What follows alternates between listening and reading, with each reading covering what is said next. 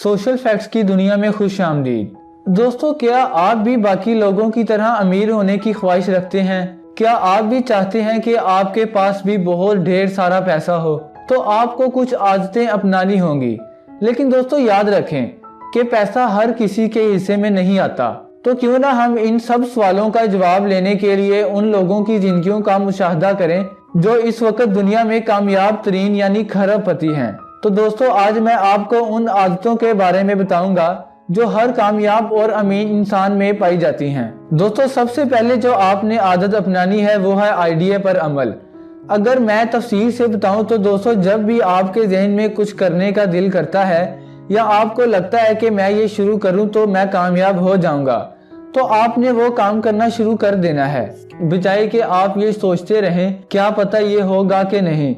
दोस्तों, आइडिया और इम्प्लीमेंट के दरमियान के वक्त रिएक्शन टाइम कहते हैं, और ये रिएक्शन टाइम जितना कम होगा आप उतने ही ज्यादा कामयाब होंगे। जब भी हमारे जहन में कोई आइडिया आता है तो इस वक्त हमारी एनर्जी लेवल बहुत हाई होती है, हम उस आइडिया के बारे में बहुत पुरजोश होते हैं। लेकिन जैसे जैसे हम इस आइडिया पर डिस्कशन शुरू कर देते हैं और टाइम गुजारते रहते हैं, और टाइम गुजरने के साथ साथ हमारा एनर्जी लेवल भी बहुत कम होता चला जाता है।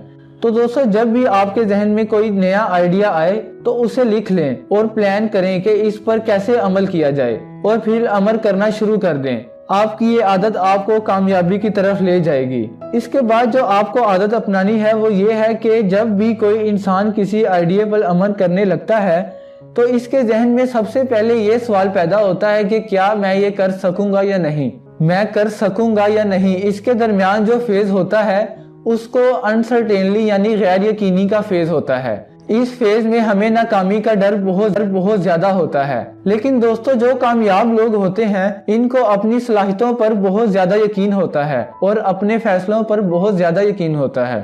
वो फैसला करते हैं और अपना काम कर गुजरते हैं। अगर वो फेल भी हो जाएं तो तब भी वो अपनी नाकामी से सीखते हैं और आगे बढ़ते रहते हैं।